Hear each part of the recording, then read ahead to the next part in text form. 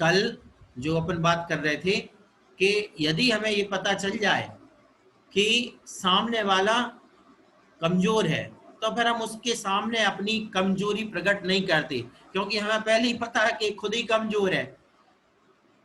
तो इसलिए तुम तीन भुवन के स्वामी, दुख मेटहु अंतर्यामी, है ना। तो तीनों लोगों के स्वामी हो, केवल ज्ञान केवल दर्शन आपके पास में है, आप सब कुछ जानते हो। अब जब हमें ये पता हो जाए कि ये सब कुछ जानता है, फिर हम क्या छुपाएंगे उसके सामने।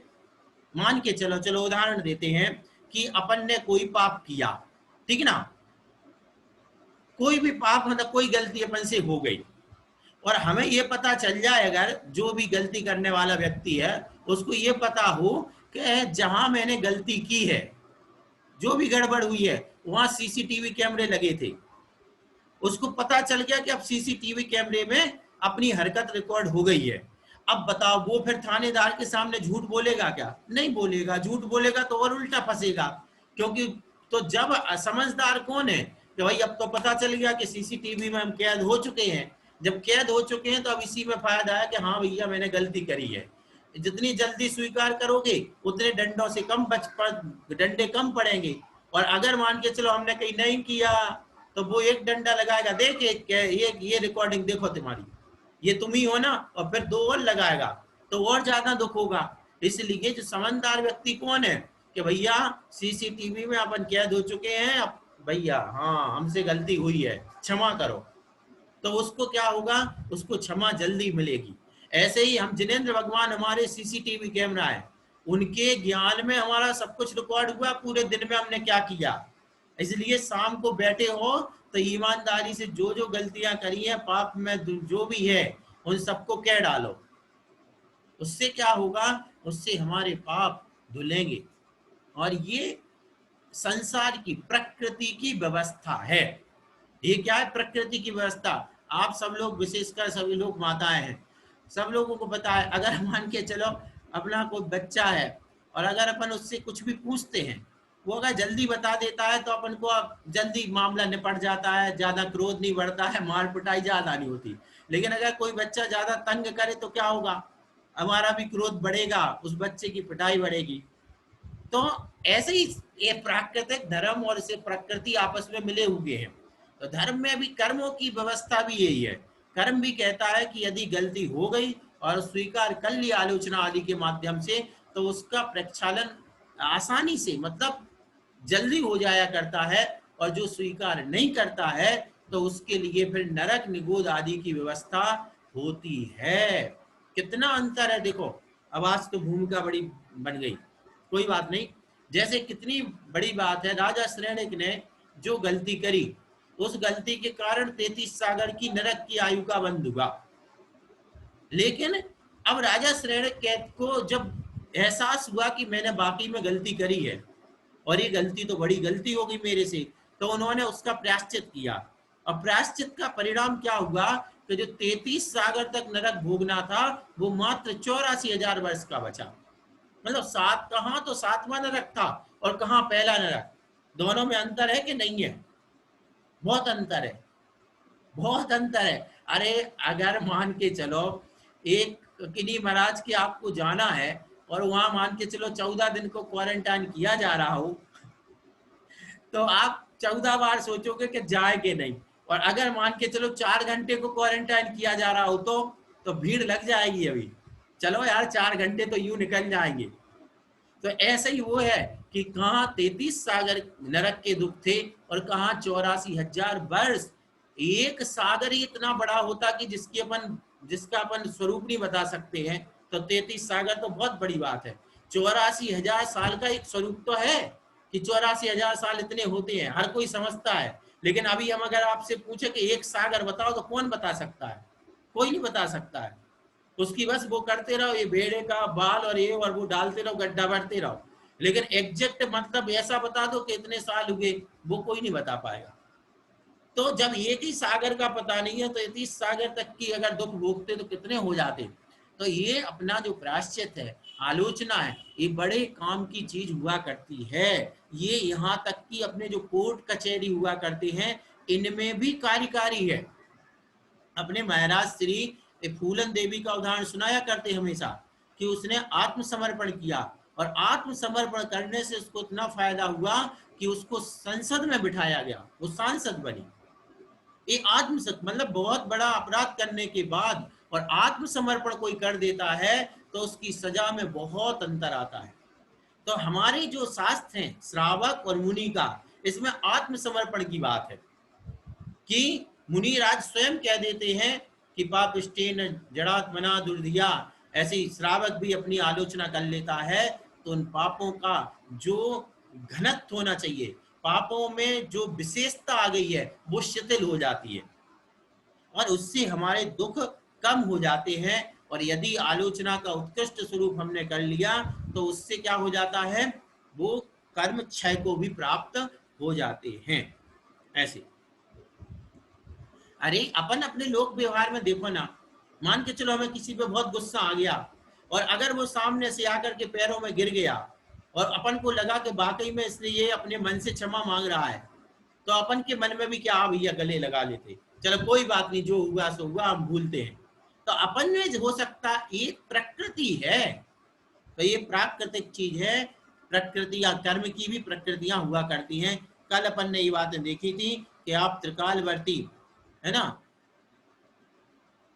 एक जन्म की बात कहे ना सकूं सुन स्वामी, तुम अनंत पर्याय जानत अंतर्यामी केवल ज्ञानी।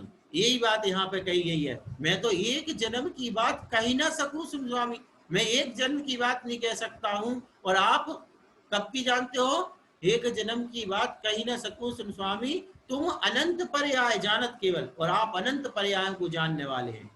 इसलिए पहले ऐसे भगवान का स्वरूप यहाँ पर रखा कि हम जिनके सामने आलोचना कर रहे हैं वे केवल ज्ञानी हैं। इसलिए हे भगवान, मैं आपके सामने कुछ भी छुपाऊंगा नहीं।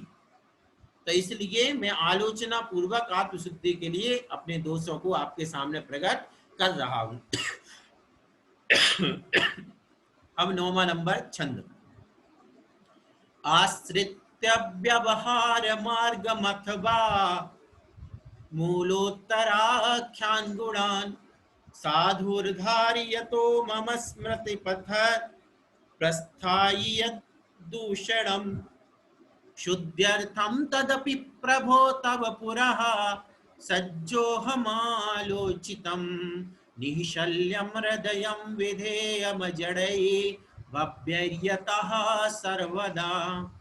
व्यवहार मार्ग का आश्रय करके अथवा मूल एवं उत्तर गुणों को धारण करने वाले मुझ साधु को जो दूषण स्मरण में आ रहा है उसकी भी शुद्धि के लिए हे प्रभु मैं आपके आगे आलोचना करने के लिए उद्यत हुआ हूँ। कारण यह है कि विवेकी भव्य जीवों को सब प्रकार से अपने हृदय को शल्य रहित करना चाहिए। निशल्यो व्रति, व्रति कैसा होता है, शल्य से रहित। किसी प्रकार की सल आ गई है तो उसको भी कांटे की तरह निकाल देना चाहिए। जैसा कांटा चुभता रहता है, जब तक कांटा लगा रहेगा, एक फांस भी लगी रहती है, फांस तनकसी तन में साले। तो अगर छोटी सी फांस भी है तो तकलीफ देती है, कांटा लगा है तकलीफ देता है। तो क्या करना चाहिए, उस कांटे को हम निकालने का जैसा प्रयास करते हैं, यह पाप भी हमारे लिए कांटे और शल्य की तरह होता है। दुष्कर्म या निर्मितम, जो ये पाप हो जाता है वह हमें हमेशा तकलीफ देता रहता है। आप देख लेना, अपन ने मान के चलो कोई गलती करी है, अब वो गलती अपन को दुख देती रहती है कि अगर किसी को पता चल गया तो क्या होगा, ये हो गया तो क्या होगा, क्या होगा। वो बात हमेशा हमें शल्य की तरह चुभती रहती है। इसलिए उस शल्य को निकाल देना चाहिए व्यवहार मार्ग का आश्रय करके। कैसे, निश्चय में जब रहते हैं तब तो ये सब क्रियाएं नहीं होती, मूल गुणों का पालन भी नहीं होता है। अगर कोई निश्चय में है, जैसे आदिनाथ भगवान है, 1000 साल तक खड़े हैं, अब कोई ना केस लॉन्च करना ना आहार को जाना, कुछ नहीं करना, बाल बढ़ गया क्या हो गया उन्हें पता ही नहीं है क्या करना। तो ये हो गया निश्चय। तो निश्चय में तो मूल गुण का उपवास व्रत आहार कुछ भी नहीं होना है। और व्यवहार में जब आए तो मूल गुण उत्तर गुणों का करेंगे, और जब मूल गुण उत्तर गुण का पालन होगा तो उसमें दूषण भी लगेगा। दूषण कैसे लगेगा? हम रास्ते से चल रहे हैं तो पक्की बात है कि कोई ना कोई जीव मरना है, चले हैं तो मरेगा, बोले हैं तो जीवों का विघात होना है।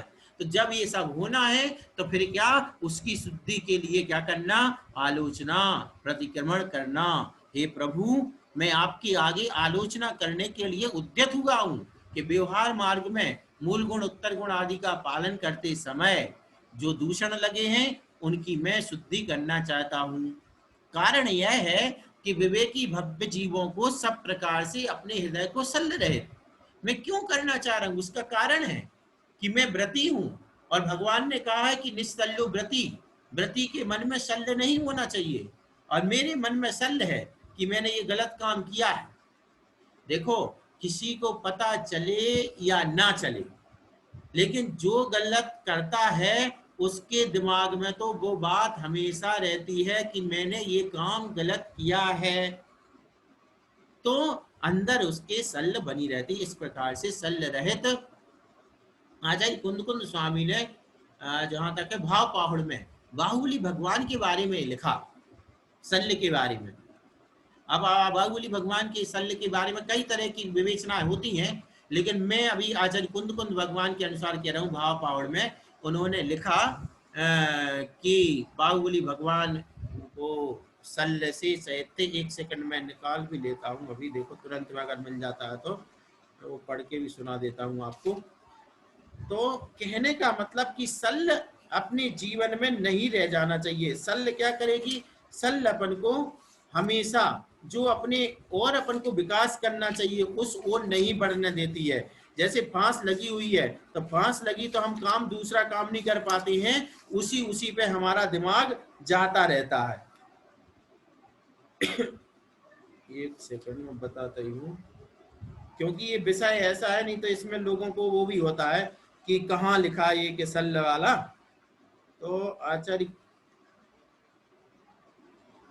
देखो ये क्या लिखा उन्होंने भाव पाहुड़ में 44 नंबर, ये क्या है?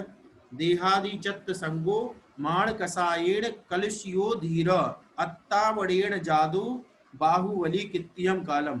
हे धीर मुनि, देहादि के संबंध से रहे किंतु मान कसाय से कलुषित बाहुबली स्वामी कितने समय तक आतापन योग से स्थिर रहे। है ना, इसमें शल्य शब्द नहीं आया।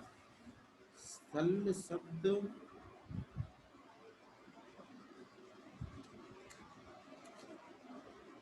यहाँ तो सिर्फ मान कसाय का दिया है ना। अब शल्य शब्द का होगा,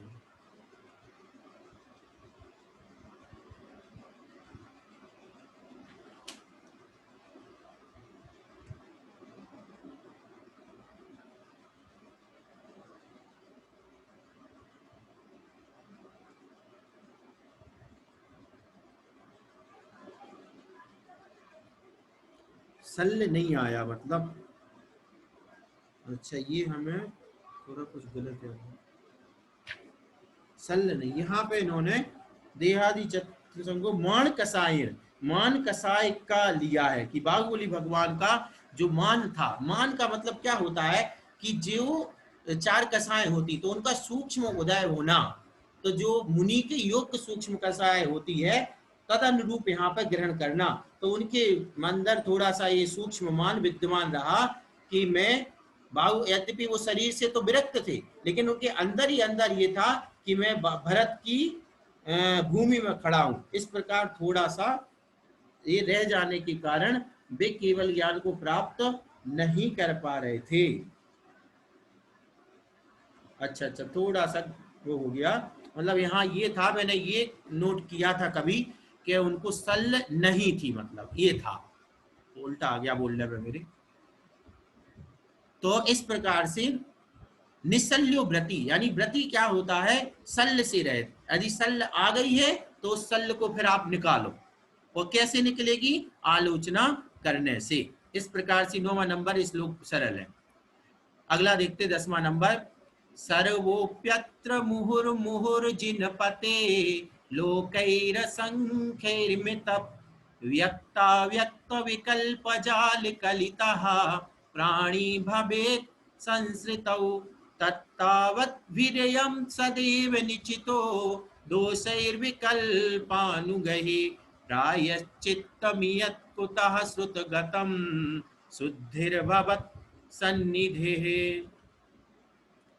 हे जिनेन्द्र देव, यहाँ संसार में सभी प्राणी बार बार असंख्यात लोक प्रमाण स्पष्ट और अस्पष्ट विकल्पों के समूह से संयुक्त होते हैं तथा उन विकल्पों के अनुसार वे प्राणी निरंतर उतने यानी असंख्यात लोक प्रमाण ही दोषों से व्याप्त होते हैं। इतना प्रायश्चित भला आगमानुसार कहाँ से हो सकता है, अर्थात नहीं हो सकता। अतएव उन दोषों की शुद्धि आपके सन्निधान अर्थात आराधना से हो सकती है। अब देखो क्या कह रहा, आलोचना करता जो साधु है, श्रावक है, वो क्या कहता है कि भगवान ये असंख्यात लोग वे लोग है जो असंख्यात प्रदेश है, असंख्यात प्रदेशी है, तो असंख्यात लोक प्रमाण विकल्प है, हमारे विकल्प भी कितने हैं, फिर असंख्यात लोक प्रमाण, जितना लोक है उतने विकल्प हैं। अच्छा बताओ, मन कहाँ नहीं जा सकता है, कहीं भी जा सकता है, कहाँ का विकल्प। आप बैठे अभी घर में हो, बैठी मान के चलो बसंती जी बुआ बैठी भीलवाड़ा में और किशनगढ़ का विकल्प कर सकते कि नहीं कर सकते, कर सकते, आराम से कर सकते हैं। तो मन तो कहीं भी जा सकता, तो विकल्प कहाँ है। विकल्प अभी अपन सिद्धों के बारे में विचार करने लगा तो सिद्ध सिला चला जाता है। 33वें सागर की किसी जो 33 सागर की आयु वाले 7वीं पृथ्वी के जीव है उनके बारे में विचार करो तो वहां चला गया मन, और वहां ऊपर सिद्ध शिला पे चला गया। तो जब इतने 14 पूरे में घूमता रहता है तो विकल्प कितने हो गए, असंख्यात लोक प्रमाण। अब उसमें भी स्पष्ट और अस्पष्ट, देखना कितनी बड़ी बात है। कुछ तो ऐसे हैं जो हमें पता होता है यानी स्पष्ट रूप से विकल्प हैं, कई आपने देखा होगा अपने मन में चलते रहते, वो ये सूक्ष्म बात है, ये समझने वाली बात है। कई विकल्प ऐसे हैं जो फालतू में चलते रहते हैं, जिनकी पूर्ति नहीं होती, जो आधे अधूरे आते हैं। जैसे कई बार देखा होगा आपने कि अपन कुछ सोच रहे हैं और उसको पूरा नहीं सोच पाते, दूसरी जगह दिमाग चला गया, ये कहलाता अस्पष्ट विकल्प। अस्पष्ट विकल्प क्या हो गया है, हम कुछ सोच रहे थे, अब वो सोचते ही वो अधूरा चला गया, दूसरी चीज सोचने लगे, तो वो हो गया अस्पष्ट विकल्प।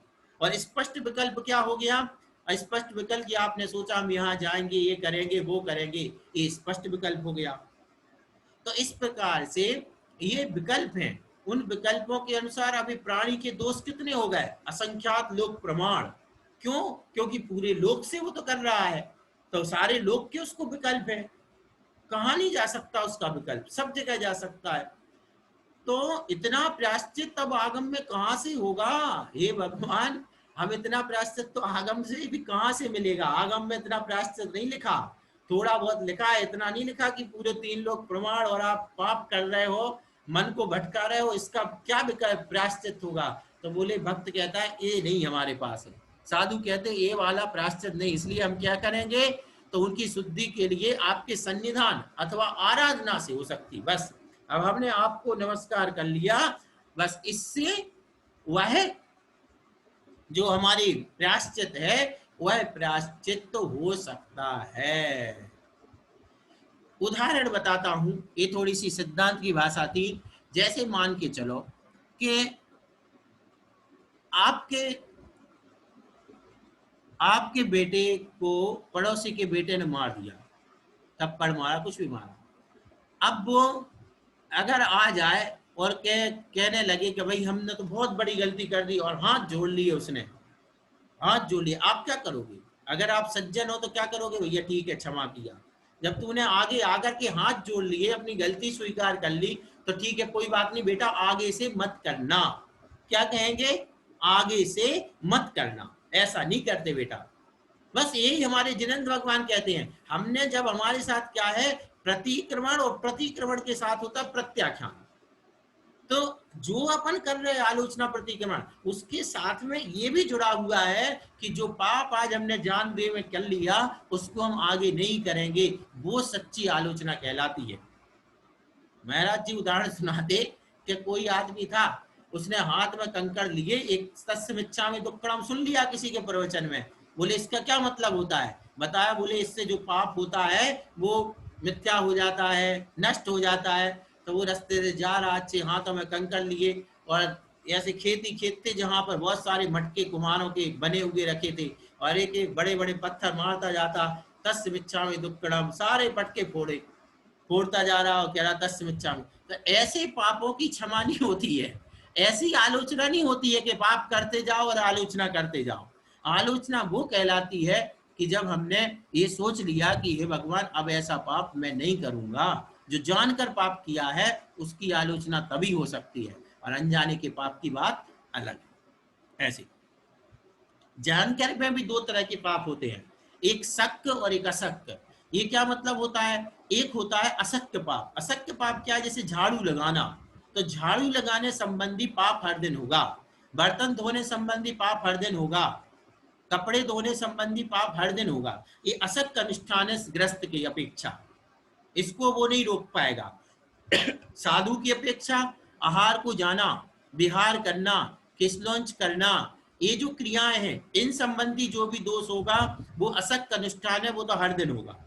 लेकिन शक्य क्या होता, हम किसको रोक सकते हैं? अब मान के चलो कि आज हम रास्ते से जा रहे थे और हमने मान के चलो कि कोई पौधा था, उस पौधे को तोड़ करके फेंक दिया या उस पौधे को मसल दिया, तो ये क्या हो गया? ये कहलाता है, इसको आज आलोचना, अब हमें पहले तो हमने उसको तोड़ दिया, फिर हमें गिल्टी हुई, फिर हमने उसकी आलोचना कर ली भगवान के सामने।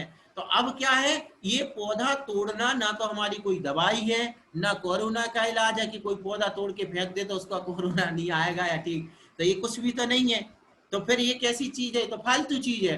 तो इसको अपन बस आज तो कर लिया भगवान, अब नहीं करूंगा, तो ये कहलाता है असली आलोचना, सच्ची आलोचना ये कहलाती है।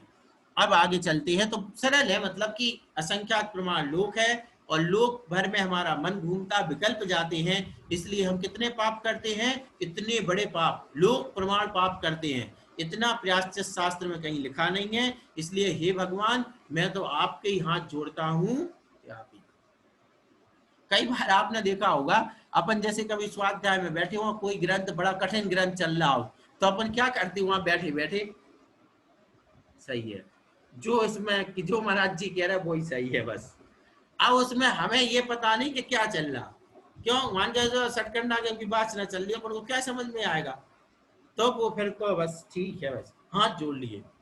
ऐसे हाथ जोड़ने का मतलब है बस हम उसको स्वीकार करते हैं। तो ऐसे ही यहाँ पे क्या किया? आराधना कर ली, बस ये हाथ जोड़ लिए। इसका मतलब क्या हो गया? हमने स्वीकार कर लिया कि जो भी पाप हमसे जाने अनजाने हो गए उन सबको मैं स्वीकार करता हूं। चले एक श्लोक और देखें फटाफट। भावान्तः करणेन्द्रियाणि भी भावान्तः करणेन्द्रियाणि विधिवत् संवृत्त बाह्याश्रया देकीकृत पुनस्त्वया सशुचिया नैक देकीकृत पुनस्त्वया सह शुचि ज्ञानैक सन्मूर्तिना निस्संगः श्रुतसार संगत मतिः शांतो रहा प्राप्तवान् यस्त्वां देव समीक्षते स लभते धन्यो भवत् सन्निधिम्। हे देव, जो भव्य जीव भाव मन और भावेंद्रियों को नियमानुसार बाह्य वस्तुओं की ओर से हटाकर तथा निर्मल एवं ज्ञान रूप अद्वितीय उत्तम मूर्ति के धारक आपके साथ एकमेक करके परिग्रह रहित आगम की रहस्य का ज्ञाता शांत और एकांत स्थान को प्राप्त होता हुआ आपको देखता है, वह प्रशंसनीय है, वही आपकी समीपता को प्राप्त करता है। कौन? भगवान के पास। समीपता का मतलब हमारे यहाँ सीधा सा है, भगवान जैसा बन जाना, यही सामीप्य है। हमारे यहाँ क्या कहा? एक माई अनेक राजे, एक भगवान थे, उन भगवान में भी अनंत भगवान, अनंत सिद्ध हो गए। तो ये जो समीपता है कब होती है? जीव भाव मन और भावेंद्रियों को नियमानुसार बाह्य वस्तुओं की ओर से हटाकर अपना जो भाव, कई बार क्या होता, हम द्रव्य इंद्री को तो कर लेते कंट्रोल में, लेकिन भाव इंद्री कंट्रोल में नहीं है। द्रव्य इंद्री कैसे कंट्रोल में? मान के चलो कि डॉक्टर ने मना कर दिया कि भैया ये चीज नहीं खाना, तो अपन ने द्रव्य से तो ये ठीक है नहीं खाऊंगा, मुंह पकड़ लिया, लेकिन मन में तो वो आ रहा, भाव में तो आ रहा है, खाने का मन कर रहा, तो ये भाव इंद्री। तो भावों को संभालना बहुत बड़ी बात है। तो उन भावों से भी, और निर्मल एवं ज्ञान रूप अद्वितीय उत्तम मूर्ति के धारक आपके साथ एक में करके परिग्रह रहित, भावों से शुद्ध हो और परिग्रह रहित हो। परिग्रह रहित की हमारे यहाँ सीधी सी बात है कि वो भगवान से की समीपता प्राप्त नहीं कर सकता है। क्यों? क्योंकि जिसके परिग्रह होगा वो ऊंचे नहीं जा सकता। आगम के रहस्य का ज्ञाता फिर वो क्या हो जाता है? जो परिग्रह रहित है और भाव से शुद्ध है वो आगम का ज्ञाता हो जाता है। शांत और एकांत स्थान को प्राप्त होता हुआ क्या करता है? आपको देखता है, वह प्रशंसनीय है। ऐसा व्यक्ति प्रशंसनीय है जो परिग्रह रहित हो गया, भाव इंद्रिय जिसकी शुद्ध है और भगवान को ही देखने जानने वाला है, वही आपकी समीपता को प्राप्त करता है। ऐसा व्यक्ति भगवान का सामीप्य प्राप्त कर लेता है। कि इससे क्या सिद्ध हुआ? जिनको भगवान की समीपता, यानी हमारे यहाँ भगवान की समीपता का अर्थ है भगवान बनना। तो जिनको भगवान बनना है, जिनको भगवान बनना है, वे परिग्रह रहित होवें। वे कैसे होवें? परिग्रह रहित होवें और एकांत स्थान को प्राप्त होवें, अपने भाव इंद्रियों को शुद्ध करें, तो वे जाकर के भगवान बन सकते हैं। इसमें कोई दिक्कत नहीं है। पहले जिनवाणी स्तुति करेंगे, उसके बाद फिर